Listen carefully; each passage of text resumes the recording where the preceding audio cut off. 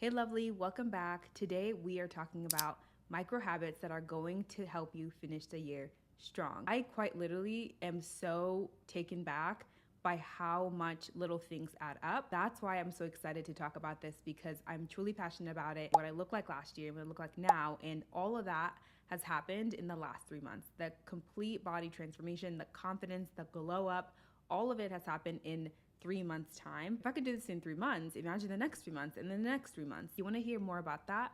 Go ahead and give this video a thumbs up, subscribe to our growing lovely community, and let's get into it. So what are micro habits? And to me, they're small actions, behaviors, thought patterns that you either take away, reduce, or add into your life to make you better, to make you the best version of yourself, or to help you get to be that person that you want to be. These habits are meant to really level you up, to help you glow up and just walk in your true self. Key here is small increments. Micro is small. They're tiny little habits, but they can grow and expand and become macro habits. So for me, some of these started out very small. Now they're really big habits that I do every single day or as much as I can consistently to change my life. So just remember, it's about baby steps.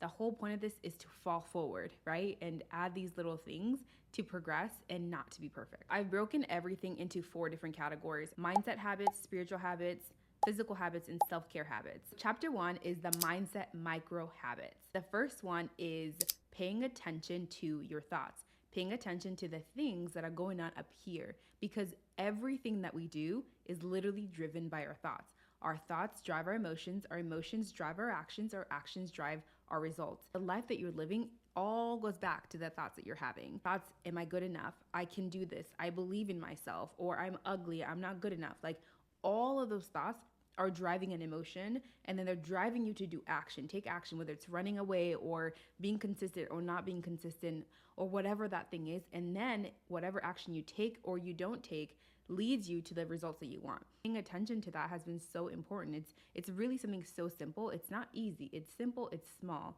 but it's not easy because there's so much noise around us.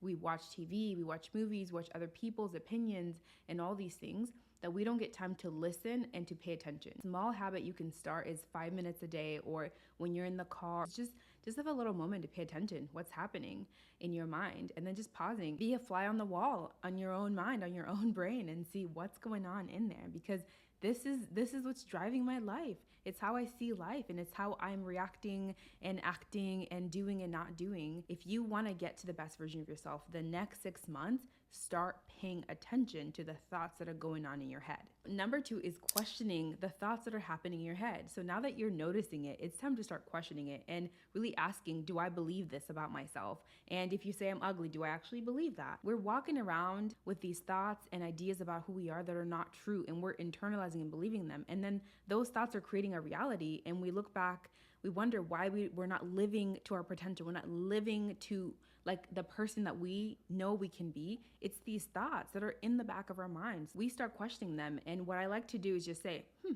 that's an interesting thought. You know, when someone says something to you and you just don't believe it, or you just start questioning it. And for me, I usually say, that's interesting. And I've been saying that to myself a lot. Wow, that's a very interesting thought. I wonder why I would say that, or I wonder why I believe that.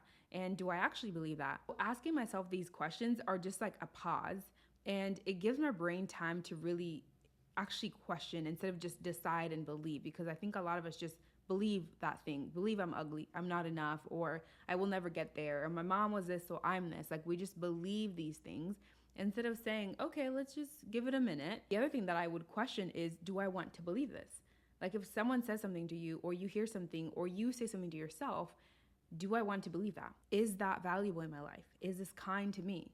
Is this something that I would believe about my best friend, or would I say this to my best friend? So just asking yourself those questions is so simple, and it's a game changer, because again, your thoughts are creating your life. If you want to finish this year strong, you gotta get the mindset right. The third mindset habit is to lower the bar. This means paying attention to perfectionism, setting really high standards and unrealistic goals for ourselves. You want to finish the year strong. You can't weigh yourself down by packing on these unrealistic goals that you're not going to achieve, and you know it. What's the point? I'm not perfect. I will never be perfect. And seeing that and understanding it and changing my mindset around that, because perfectionism is rooted out of fear of rejection. I'm going to do it so perfect so I'm not rejected. I'm going to do it so perfect so I don't feel hurt. I'm going to do it so perfect so I don't fail. And that's just not what we want. Being the best version of ourselves is knowing that we will fail. We know that we're not perfect.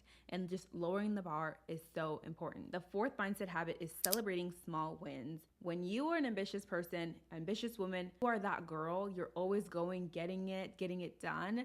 It's so hard to pause and celebrate. It's so hard to stop and smell the roses, but you have to stop and smell the roses. And this has been one of those things that I'm just like, Lord, help me, because it's so hard for me. We have such high standards for ourselves, and we don't even see our wins as wins. We just see them as every day. Chances are you have some huge wins in your life that you've accomplished, things that you've done that you don't even see as big because your standard is so high. Taking the time to celebrate those small things, celebrating those wins, celebrating that promotion, celebrating that accomplishment, whatever that thing is for you, taking that time is going to motivate you because your brain is going to associate pleasure with your accomplishments. It's going to associate pleasures with your goal. It's going to give you a dopamine hit, and dopamine is all about motivation. Dopamine is a motivational hormone. It pushes you, it keeps you going. So if you want more motivation, keep celebrating yourself. The more you celebrate the small wins, the better, because you're getting all these dopamine hits all the time, and that is increasing your motivation. The last mindset micro habit is setting micro goals. If there's one thing that I know helped me lose 20 pounds, it's this one thing. A lot of us set goals like, I want to lose 50 pounds, which is a great goal. And I set that goal. When I started, 50 pounds was like climbing Mount Everest. And I don't know about you, but I'm not trying to climb Mount Everest. What I needed to do is cut my goals into small pieces where my brain didn't have drama about it. When you set your goal, what are your immediate thoughts? Is your thought like, oh, we're not gonna do that? Try again. Like if that's your brain, that means your goal is way too unrealistic for you. You gotta lower the bar. So for me, I had to lower the bar to a point where I came to just lose 6 pounds. And my brain was like, okay, we can do that. And I felt good and I felt confident and I felt like I can do that. And I believed it. A lot of us are setting these big goals, which are great, which you should set big goals, but then you gotta cut them down. If it's lose 1 pound, if that's your goal, then you gotta lose that pound and be happy about that pound. When I got to my 6 pounds, I was like, I did it. I literally, like, I felt like I did it. And that kept me going, that kept me moving because I did the goal that I set. I was so confident in myself. And I was like, I finally believe in myself. And that's because I didn't create this really big goal that I know is good, but it's not helpful for me right now. Now that I've lost 20 pounds, I'm like, I could do it. I could do anything. I could go to Mars. I can be an astronaut at this point. You know, I don't know. Like I could do anything. Motivation just keeps coming. So if you want to be motivated and you actually want to feel what it's like to accomplish a goal, set a small one and crush it and celebrate it. And I promise you, you're going to keep doing it. Now we're on to chapter 2, which are spiritual habits. These spiritual micro habits have transformed my relationship with God. So if you're a Christian girly, if you believe in God, these are for you. I have an entire video dedicated to how to get closer to God. What does that look like? All the different things that you need to know. So go ahead and check that video out. First habit in this chapter is creating room or making room for God to just come in. What does that look like for you? Is it 2 minutes? Is it 1 minute? Is it one worship song? Is it listening to a sermon? Is it listening to a Christian podcast? What is that for you? What is creating room for God, creating room for the word of God, creating room just so you can get closer to God, know him better? I promise you, when you're faithful with 5 minutes, with a minute, God is going to expand that time. What I've been doing is I've been giving God the first 20 minutes of my lunch break. And I don't do this all the time. I've only done it once this week. And God has expanded that time. Today was such a great example. I wanted to just do 20 minutes and then I wanted to work on this video. Next thing I knew, the whole hour was gone and I was just spending time with God. And I knew that God would give me that time back later to work on this video, and he has, and here it is. If we're faithful with God, he's going to be faithful with us and he's going to multiply our time. Second spiritual habit that I've added is listening to a sermon or worship music while I'm getting ready for work. And this ties into making room for God because I know I have to get ready for work every single day, Monday through Friday. So if I just add that habit into this, just spending time with God, just so to have that moment to ground myself and to just posture my heart towards God and have my thoughts align with him while I'm getting ready, while I'm doing these things that I do every day that are mindless. So I just habit stack. I do one habit that I have to do every single day and I do the other habit. Some of the people that I love to listen to is Tim Keller, Tony Evans, TD Jakes, Sarah Jakes Roberts, the Bible Project podcast. The third spiritual habit that will transform your life is taking 5 minutes of silence with God. For me, setting a timer and just sitting there with God, not saying anything, but coming with my thoughts, my worries, my everything, just coming to the altar and coming to Him with it. And at first I thought that I had to silence myself. And I realized, and I think someone said this to me, it's like, you're not supposed to silence. Like you can't silence the thoughts, the worries, the life. You can't. What happens is that when you come to God and you make room for Him in this space, His voice gets louder and everything else dims down. Life will never be silent, but when we give God the time, He will quiet those voices and He will get louder. So just 5 minutes of silence, maybe it's 2 minutes for you. Try it out. Come as you are to God in silence and hear Him. And I promise you, those 5 minutes are going to be expanded. You're going to feel like you've been there for an hour because God is pouring into you. Last spiritual habit in this section is to notice when you're leaning into your own strength instead of leaning on God. It's a habit for me to lean on myself. I'm independent, I'm smart, self-sufficient. I start leaning on my own strength when I get stressed, when I am upset, when I don't feel like I'm enough, when I have shame. I tend to run away from God and lean on my own strength to make myself feel better. To remember that God already knows. He doesn't expect me to be perfect. He just wants me to progress. He wants me to move forward, and His grace is sufficient for me. He wants us to come to Him in that mess. I realize that I overeat when I lean on my own strength because I feel inadequate. I stress. I am short. I start coping. I start using food to cope. I have to notice like, oh, I'm leaning on my own strength and my strength is failing because I need to pause instead of trying to fix everything because I feel inadequate. Notice when are you leaning on your own strength instead of God? And it's such an easy habit to get into, to lean on our own strength, because we can do so much, but that doesn't mean we should all the time. And God wants to fill that, and He wants to be the person that bridges that gap. Now we're into chapter 3. These are the physical micro habits that I have been doing and adding into my life to really help me glow up and lose 20 pounds and just keep going. The first physical habit is fasting. The bulk of my physical weight loss has been fasting. And like I talked about, I lost a lot of spiritual, mental, emotional weight, and that all plays into the whole entire transformation. By now, I'm pretty sure you've heard of intermittent fasting, alternate day fasting, all the fasting. And if you haven't, fasting is really just not eating for a period of time and then eating. It's not about starving yourself. It's more about being intentional, more about just allowing our bodies to take time to do work instead of eating all the time. We live in a society that eats all the time. I actually was born in Africa and we didn't eat all the time. I grew up fasting. Really, when I look at it, I just didn't eat for a certain amount of time. I only ate lunch or dinner. I wasn't eating all day. I wasn't snacking all day. Food wasn't available all day. For me, fasting has been a pause. I've developed a really negative, detrimental relationship with food because of the access to food, and I'm just eating all the time and overeating and emotional eating. And fasting has really helped me silence that, has really helped me take a pause in that. Fasting has just been a habit that I started to slowly add. And for me, I never was a breakfast girly, so for me, just skipping breakfast was not hard at all. Started out from 8 p.m. to 1 p.m. That's when my lunch period is. I just would eat at lunch and then I'll eat a small dinner. Now I'm doing 8 p.m. to 4 p.m. So I'm doing a 20-hour fast. We started out small. For you, it could just be skipping lunch, 5-hour fast, or it could be fasting twice a week. It doesn't have to be for weight loss. Fasting is good for autophagy, which is really just like cleansing out your body, cleaning out the dead cells and getting rid of them, reducing insulin resistance, which has been so key for me, reducing blood sugar. There's all kinds of studies that really show the benefits of fasting. You can Google that, and I also put the resources and the videos that I've watched to really help me and lose weight in a really healthy, good way for me. This worked for me. And fasting is not for everyone, and so you got to do your research. You got to make sure you know yourself, and I know myself.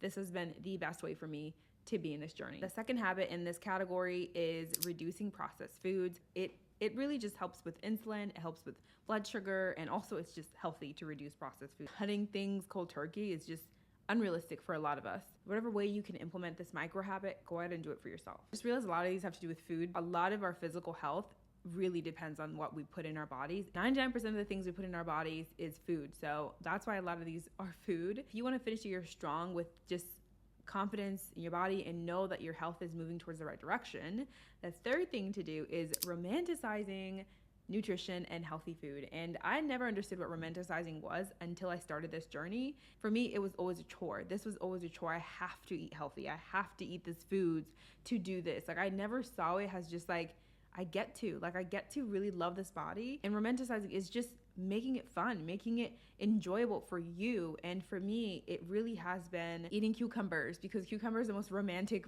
like vegetable, I think. Having cute plates, putting juice in a little clear bottle so I can just see the colors, like just all these little Pinteresty things that I could do to make nutrition fun, I've done. What do you need to romanticize about nutrition? What is the one thing that you're seeing as a chore that maybe you can change? Is it your food? Maybe you need to try new recipes, maybe add a little spice here. What is that thing that will make your food fun? Is it more colors in your salad instead of just it being green? Is it having a green juice, or is it going to buy pressed juice? Like, what is that for you? Try adding that little thing in your routine when it comes to your nutrition, and I promise you it's gonna be a game changer. The fourth physical habit that I've done, this is about food, it's simplifying the foods that I eat. Because I'm fasting, I'm not eating a lot anyways. So it's just really simplifying what I eat. And instead of me eating everything when I get to eat and creating a binge cycle, I just eat the same things. I usually break my fast with some yogurt, and also I'll have like a juice. This is Trader Joe's. It's a carrot and turmeric juice. And I just put it in this little bottle. And like, again, talking about romanticizing, it just looks so cute. Food is just, for some people like me, food has been just an area of contention, an area of anxiety and angst, and simplifying it and just like really having some staples in the house that I eat takes the drama away from it. And it really has helped me stick with my goals, because I'm not creating new meals every day. I'm not finding some new recipe. I'm just eating what I like, and I like what I have right now, and it's working. I'm seeing myself glow. I just feel better. So simplifying your foods is so important when it comes to really sticking to your goals. And it's just a small habit, and you don't have to be losing weight to do this. I think a lot of us have a hard time meal prepping and getting food on the table. When you simplify it and just have staples, you're going to have an easier time. The last physical habit to add on and try for yourself is to add soft and gentle, low impact movement to your life. If you're just starting out, calling it movement, it's like romanticizing working out. You want to start with baby steps, and adding soft, gentle, low impact movement into your life is really going to help you first romanticizing that whole idea of working out if you have a hard time with it. Secondly, it's not going to put so much stress on you, whether it's mental, emotional, physical, time stress where you have to figure out when to work out for an hour and a half. Just adding low impact, short workouts or movements to your life is going to change everything. Finishing the year strong is really about what can I do consistently? And consistency is all about simple and also knowing what you can do on your worst day. If you want to be consistent in moving your body every single day, say, what can I do on my period? Is it walking for 5 minutes? Is it dancing in your kitchen? Going on a little hike? Is it walking on the beach? A low impact, standing only workout? What is that for you? For me, when I started back at the end of March, it was walking outside right before work for 5 minutes. So I'll go for a 5-minute walk, get in my car and drive to work. And then now I'm working out at home every single morning for 30 minutes. And I do it Monday through Friday, and I'm pretty consistent on most weeks. And it's just been so good to build up to that. What is that build up for you?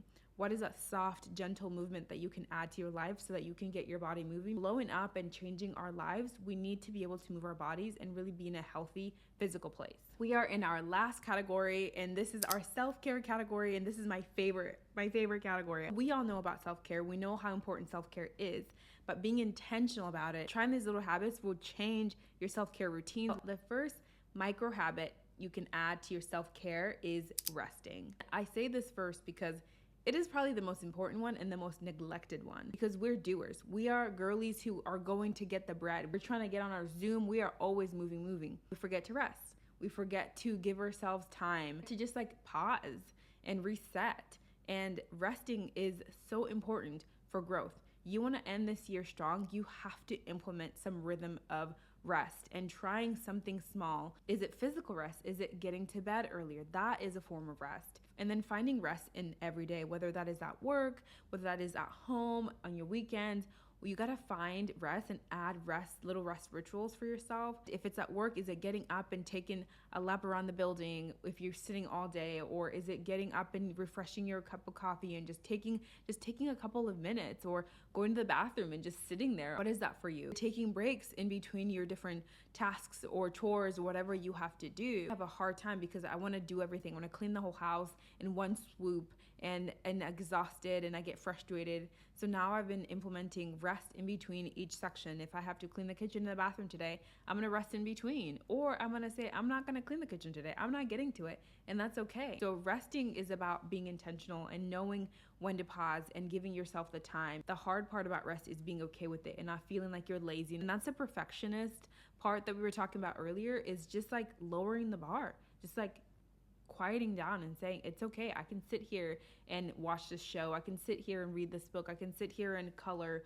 Whatever that thing is for you, I can sit here and do it because this is my rest time. Whatever rest looks like for you, start adding it little by little, and the next thing you know, you're gonna have a whole entire ritual. And number 2 in the self-care habits is adding 5-minute journaling. I've been journaling for a very long time, and I know how important this is. It has changed everything. First habit that we talked about was noticing our thoughts, and for me, the biggest way that I notice my thoughts is journaling them and writing them down. Making this into a micro habit is doing 5 minutes, 2 minutes journals, just to sit down and just quickly jot down your thoughts, jot down a to-do list, jot down ideas, just so you take some of the stuff that's going on up here and put them onto paper so you can process them better. Journaling just is one of those self-care things that I know a lot of us want to do but don't know how to do, and I have a whole entire video dedicated to journaling. Go check that video out to really help you start journaling, and I really keep it simple. For me, journaling has helped me notice my overeating habits. I notice that when I'm mad and frustrated, really that's when I overeat, and I can look back at my journal entries and realize what was going on, what was happening in